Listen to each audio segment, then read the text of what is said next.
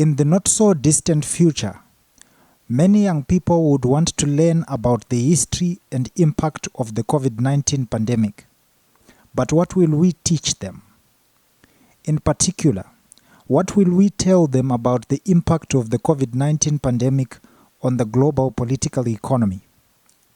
It is necessary to explore how far and in what ways the COVID-19 pandemic is challenging, restructuring, and perhaps remaking aspects of the global political economy. In this special episode of the book series, I quote two professors who recently published a book entitled COVID-19 and the Global Political Economy. This book was published by Routledge, and a copy of it can be accessed on the link that I'm going to paste right in the description panel on the upload for this video. We spoke earlier this morning.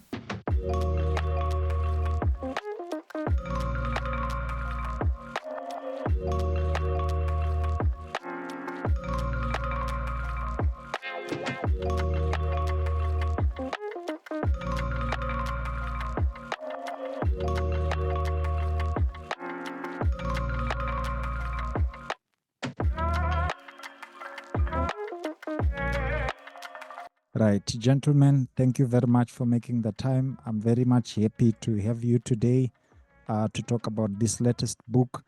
I've been running a series on COVID, and this should be the fourth episode that I'm doing to cover this particular topic. We had fun last week talking to three authors who recently published a book, and it was particularly focusing on informal workers.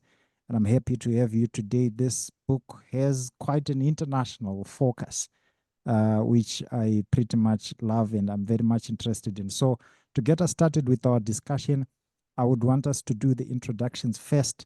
I understand, Prof. Tim, you are in Sydney, Australia, and then I have Professor Matt, who is in Vancouver, Canada. So I'll give you the opportunity to do these introductions. Just let me know what you consider to be your research interests, what you have been publishing about in the past couple of years, what you are teaching and what you are focusing on. Great. Thank you, Anotida. We're really happy to be here and to discuss our book. I'm Associate Professor Tim de Muzio. I'm an Associate Professor of International Relations and Political Economy, and I teach at the University of Wollongong in Australia. Broadly speaking, my research investigates various dimensions of capitalist power and how the accumulation of capital impacts social structures and the wider biosphere. Matt and I are actually currently working on a new project, a new book called Capitalism and Sabotage, where we use the concept of, we could call it Veblennian sabotage, to understand various aspects of historical capitalism. At Wollongong, I teach Introduction to International Relations, Global Political Economy, and recently I've started teaching US politics. Before our book on COVID, I've researched and written on the inequality of wealth, the history of what I have called carbon capitalism, and recently I've written on the prevalence of debt and the modern monetary system. My name is Matt Dow. I'm currently a full-time dad. I finished my PhD 1 month before COVID sort of locked down Canada. So I was sort of voluntold to become the primary parent. My recent research attempts to look at how far and what ways does liberal governance, capitalist / government accounting, financial practices, and human social reproduction sort of structures or hinders the possibilities of alternative forms of world order and global political economy to emerge. At York, I was a teaching assistant and I taught international relations, Canadian political economy, and business and society. Before our COVID book, I researched and wrote on the history of Canadian global political economy, carbon energy, settler colonialism, climate change, and social reproduction. And thank you for having me. That's great. Thank you so much. I should say sorry to Professor Tim because we made life difficult for you. I'm sure it's probably 4 a.m. in the morning, your time, but that's okay. I'm very grateful that we can just have to do this discussion. So let us start by the discussion of what you consider to be the core ideas of this book and its central argument. Right. So the inspiration for the book was, and let's hope, the once in a lifetime pandemic and how this infectious virus impacted societies and environments in a number of ways. So Matt and I, who are long-standing colleagues, got to talking, and we thought that it was a unique historical moment where the world seemed turned upside down. And as researchers, we wanted to know how the pandemic was affecting various aspects of the global political economy. So towards this end, we wanted to bring together established and upcoming scholars in critical political economy to canvass these changes and challenges to our economies and everyday lives. So we couldn't do it alone. We needed to kind of gather a group of scholars to canvass various aspects of the global political economy and to investigate and explore and interrogate what changes and challenges were really going on in a range of issue areas. And in order to do that, Matt and I decided to group our authors or our collaborators into three sections or three broad themes. And the first theme was global power, inequality, and climate change. The second theme is global health, social care, and reproduction. And the final section focused on the future of production, money, energy, and food regimes. But while the topics covered are quite diverse, broadly speaking, we wanted to interrogate the changes and challenges that the pandemic presented to the global political economy of capitalism from a critical perspective. So what kind of unites the book is this critical perspective on what we could learn from the pandemic during this very kind of brief, maybe 2-year window where we experienced that infectious virus and its spread. The main argument that shapes the book is that unlike previous financial crises or previous and current challenges to neoliberal hegemony, the COVID-19 pandemic was a vastly different phenomenon. So this is why it was quite unique and historically exceptional. And so this pandemic really exposed some of what Gramsci called morbid symptoms or potentially fatal structural tendencies embedded in the current trajectory of global development and social reproduction. So we had identified, three major tendencies in the book, and there's that undercurrent that runs throughout the chapters. And the first tendency we identified is that the neoliberal world order and economy rest on a foundation of gross inequality in terms of global income and wealth, living standards, unpaid and paid labor, global consumption of resources, and health and environmental protection. All of these things came into greater view or were exacerbated during the pandemic.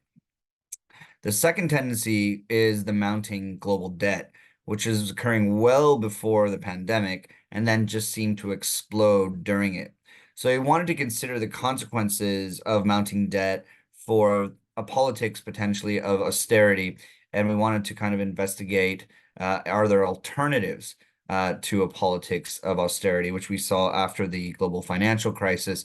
And of course, we anticipated after COVID-19 and heaps of government spending, particularly in the global north. And finally, the third tendency is that neoliberal governance and the world economy are built on the assumption that infinite growth is possible on a finite planet. The pandemic obviously crippled economic growth to some extent, but the pursuit of economic growth came back with a vengeance after the pandemic. And we'll explore this a little bit more as we discuss, but economic growth is a key kind of cornerstone of trying to understand how global capitalists and investors tried to understand this very particular or exceptional moment, and then how they thought of it after the pandemic. So we'll explore that in a little more detail later, but those are the three major tendencies that we kind of outline in the book. That is wonderful. Thank you so much. So one of the things that we are very particular about with this particular series on the COVID-19 is the contributions of all these publications to the studies on pandemics and the global political economy. What would you say is the book's contribution to the conventional discourse that already exists? Yeah, so I think that there's three dimensions that are totally interrelated. So the first sort of impact, or the first sort of how the pandemic impacted the global political economy is you have to sort of look at the economy from the top down. And so the first is that the social forces of power essentially capitalized on the pandemic and all the interrelated crises that follow. So, for example, the first step was the global investor class simply jumped on the so-called free money that was being pumped in the economy by governments to prevent the total economic collapse. The second, and you could sort of see this correlated, is when that investor class jumped on that money was a skyrocketingly amount of new, you could call them pandemic billionaires, sort of arose from this. And at the same time, you had extreme shock waves of unemployment, human insecurity, and other crises of social reproduction sort of unfolding as the rich were getting even extremely more and more richer. The third sort of thing that you sort of saw that was that sort of is new to the studies, I think, of pandemics and global political economy is how also the root cause of the COVID-19 pandemic is essentially government austerity, especially towards the health sector. So for decades prior to the pandemic, the global north and other countries in the global south have been sort of slowly eroding their healthcare system.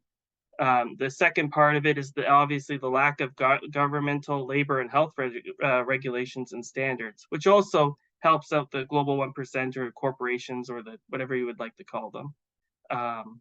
Yeah, and then so the second dimension then is looking at it from the bottom up, and from that point of view, you see that the most marginalized communities, especially in the global north, but also in the global south, were impacted the worst.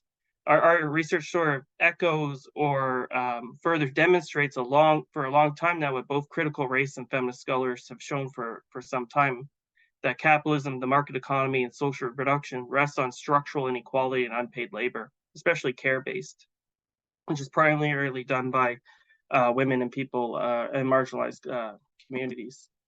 The third dimension, if we're going to call the global economic system neoliberal capitalism, is just riddled with contradictions, even prior to the pandemic. If anything, the pandemic sort of exposed these contradictions and actually made it more tangible for most people, non-university people, to sort of see and realize that there's really large contradictions at play here.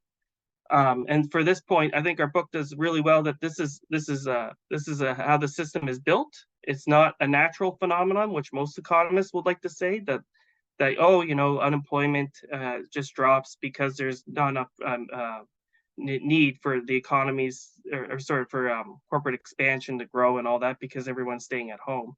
But for us, we see it as actually this is just how the system is sort of built to benefit the 1% over the rest of us.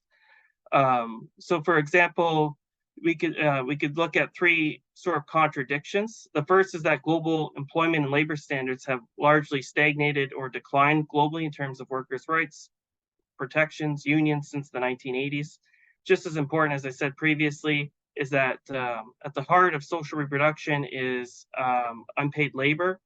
And this still remains, even after the pandemic, or some people say we're still in the pandemic, still remains largely in the shadows of the global political economy, government, and corporate policies. The second contradiction that we sort of really, I think, hammer home about how the pandemic has affected the global political economy is that the current finance and monetary system, the current monetary system is a debt-based one that gives incredible power to privately owned commercial banks. To simplify that, government spending policies and protections for its population is tethered to commercial banks' willingness to lend money with interest to its borrowers, which is a large portion, usually governments. The financial system and the activities within the financial system has become a weapon for the 1%. That they use to shape and reshape government policies, global development, and social reproduction in their favor.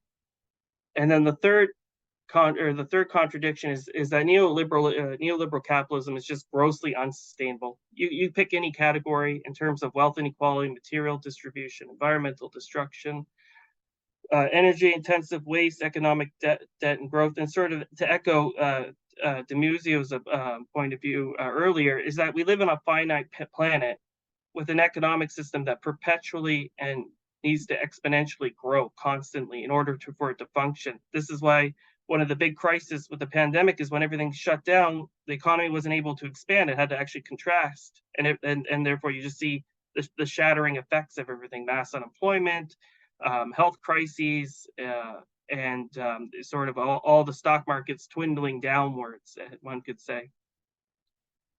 So yeah, so I think what the book really hits home for the study of pandemics, or at least this pandemic and the global political economy, is that there's something really wrong or broken with our current economic system, because in order for it to function, it has to continuously disturb very sensitive ecosystems.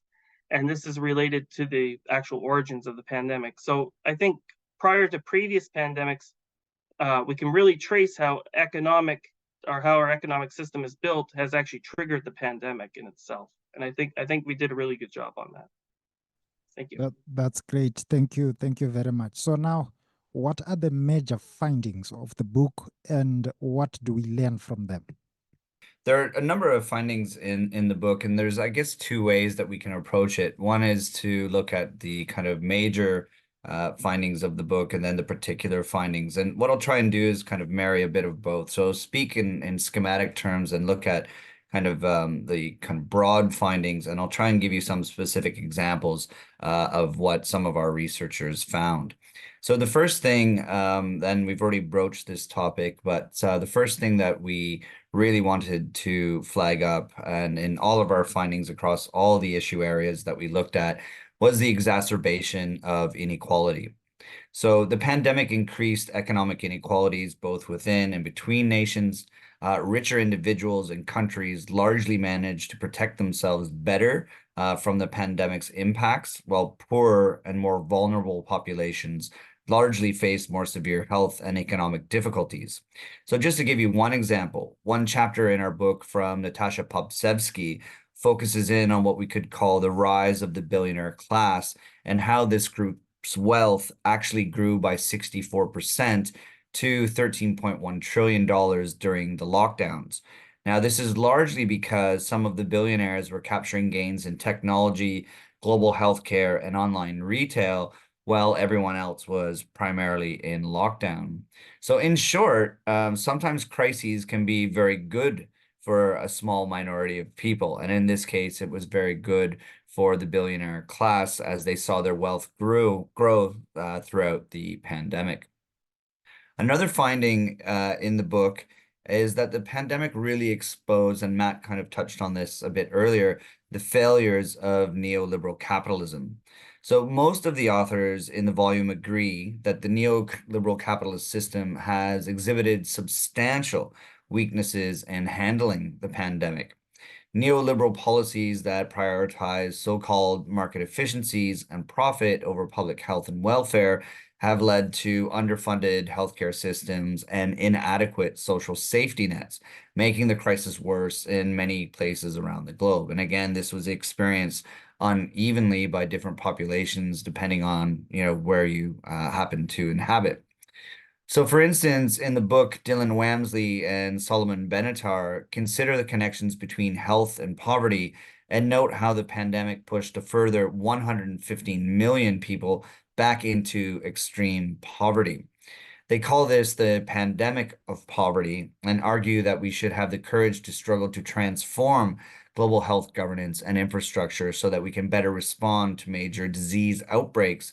And they argue that we witnessed during the pandemic three major failures. And the first failure was the failure to share national surveillance data. So a number of countries or states were very secretive or selective about sharing data, where a more open system maybe would have helped us deal with the problem in greater haste. The second failure is the failure to mobilize collective funds to countries with inadequate resources to combat the crisis. So again, this kind of unequal distribution of resources for dealing with the crisis, rather than countries helping others try and combat this infectious disease. And then the third is the failure of vaccine distribution, given that there were stark asymmetries in its distribution worldwide. So we can call this, and it has been called in literature, the apartheid of vaccination. So richer nations generally saw vaccination happen very quickly, or relatively quickly, once vaccines were uncovered. And then this was had a trickle-down effect or a slow effect on more, well, with poorer countries or countries with less resources. Now, a third finding of the book is how there were diverse government responses to the pandemic. The book finds that the effectiveness of government responses really varied widely and was largely influenced by political ideologies and the previous economic priorities of government. So, for example, if they've chosen to underfund their healthcare systems or to privatize their healthcare systems and so on. So, the economic priorities of governments really mattered going into the pandemic. So there's little doubt that countries with stronger public health systems and proactive measures fared better than those with minimal interventionist policies and inadequate resources.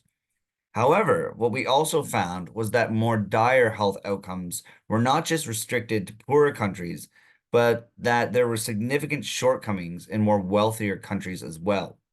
For example, Laura Davey and Helen Dickinson looked at the economy of care and disability and aged care services. Their focus was primarily on Australia, so that's their case study, and it's one of the richest countries in the world. The authors argue that the pandemic shone a light on who really does the important work of care in the global economy. They're mostly women, and they are mostly casualized, meaning that they do not have secure working conditions. They're generally poorly paid relative to other employments, and they generally do dangerous work. For example, being on the front lines of the pandemic and risking their own infection. Indeed, the World Council of Nurses has noted that 115,000 healthcare workers, many of them nurses, died during the pandemic due to the infection. Like Wamsley and Benatar, who I've previously mentioned, Davey and Dickinson argue that years of neoliberal policy has weakened healthcare in Australia, and they also argue for greater reforms that would focus on providing better workplace relations for workers, particularly in the care environment, and of course, better care for patients. So that's the diverse government responses, and I've only just given you one example is one of the major kind of findings of the book. And before we get to Matt, a fourth finding of the book has to do with the fragility of global supply chains. Now, as we know, the pandemic disrupted global supply chains, revealing the vulnerability of a highly interconnected global economy. During the last maybe at least 30 years or so, more countries opened up to greater trade, tourism, financial investment, and so on. While we can celebrate some aspects of this openness, or what is called globalization generally, what the pandemic revealed was that this same openness can have contradictory effects. Indeed, it is because the world has these interconnections that the virus could spread so fast, from a cruise ship bringing the virus to Australia, for example, to an airplane bringing it to North America, for example. But the other thing to notice is what Karl Marx called the fetishism of commodities. Now, what he meant by this was that capitalism, or capitalist reality, presents itself really as a world of commodities to us, commodities to buy and sell. But we don't really see the social relations behind the production of these commodities. So I think what the pandemic did, and what we expose in the book, is that it shone a brief light on these relations, demonstrating to the world how dependent a majority of us are on the labor of strangers and energy-intensive supply chains. And I think Matt will speak to a further two findings in the book.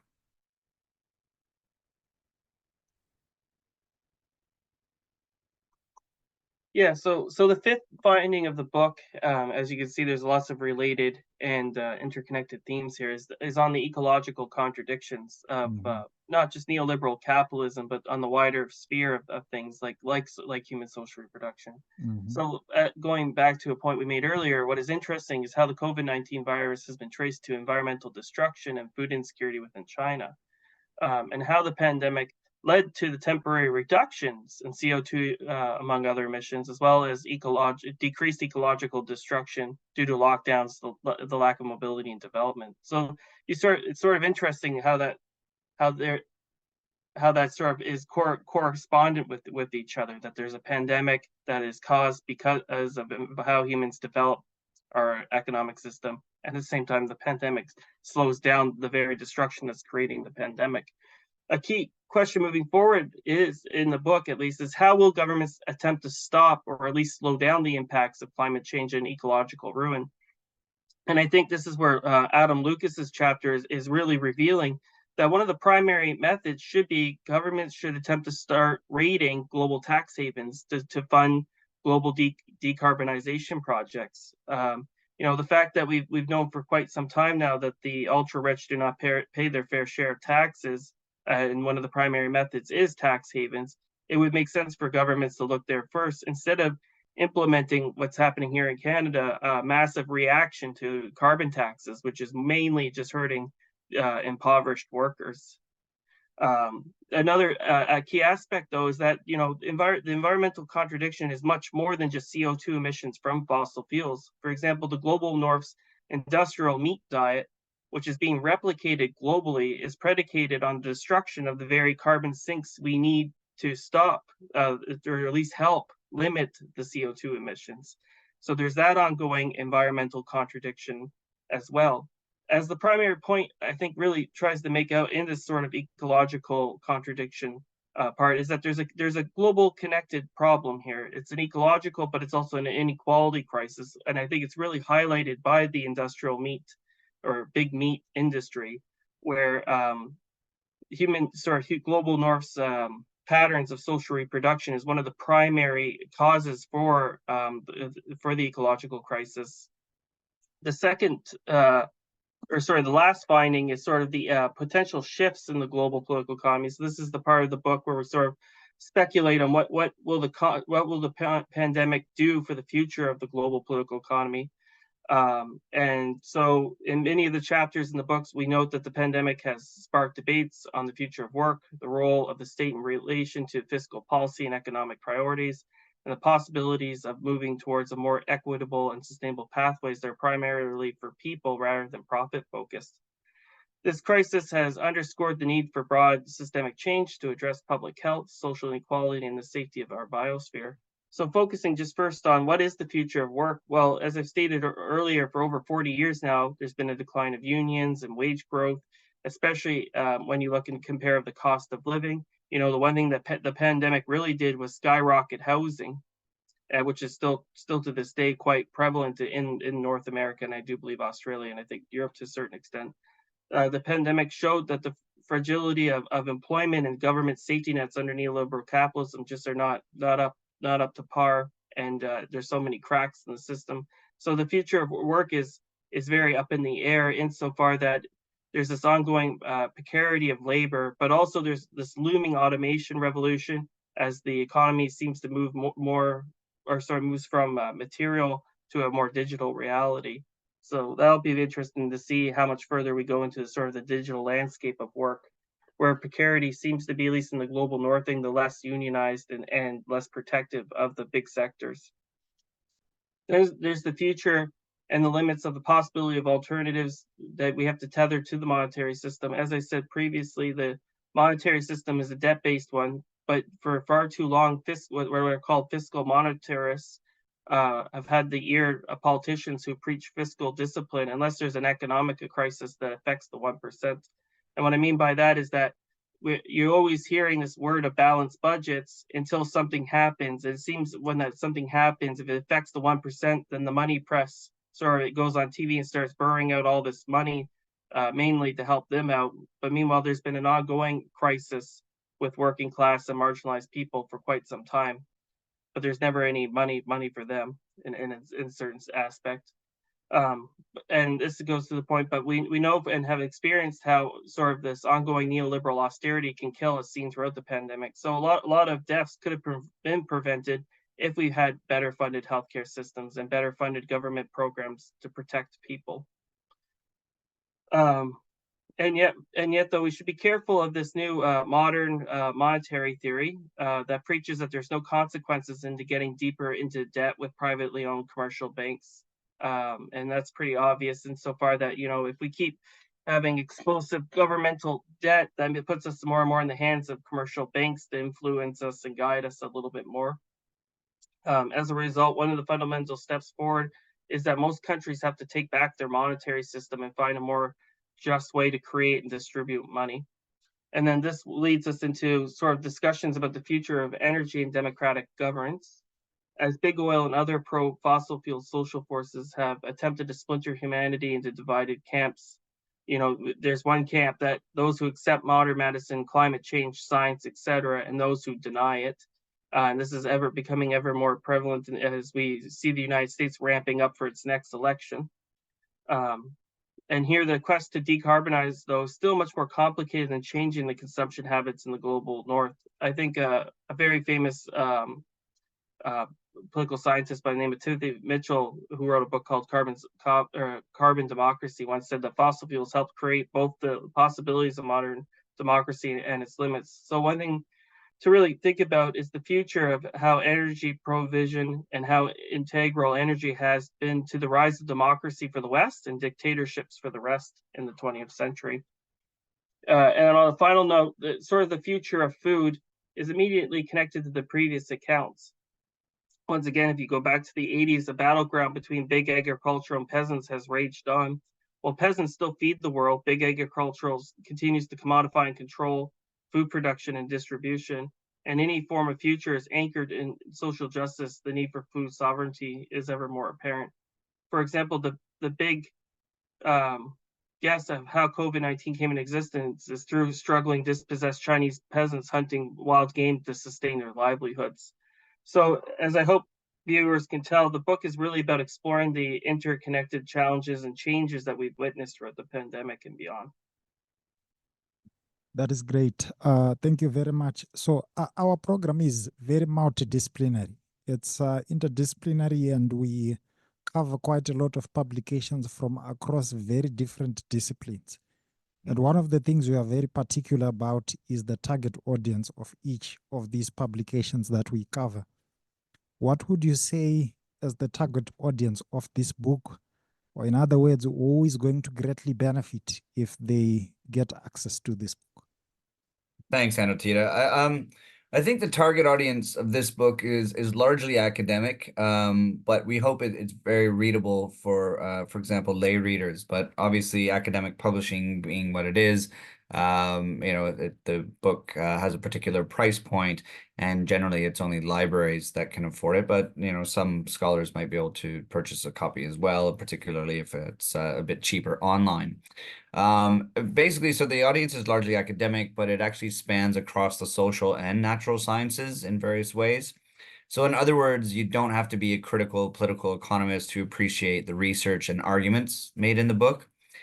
Since the pandemic was a unique historical experience, we regard the book as kind of a register of the challenges and changes societies and governments face, though in unequal ways during the pandemic. So in our view, it captures a unique moment in time and is useful for its analysis, but also as a historical record of what occurred in various political, social, economic, and environmental dimensions. In short, the pandemic had and has many lessons to teach us about who we are as a species and where we might be going. So we would hope for a wide readership, and hopefully this program will help others explore this work. So thank you very much, Anotida. It's been wonderful talking to you today. That's wonderful. Thank you very much, gentlemen, viewers and listeners. If you would want to get a copy of this book, do not forget to click the link that is right in the description panel on the upload for this video. Gentlemen, thank you very much and have a good day. It's been our pleasure. Have a good day, Anotida. Yeah, you too. Thank you so much. Have a great day. That's wonderful. Bye.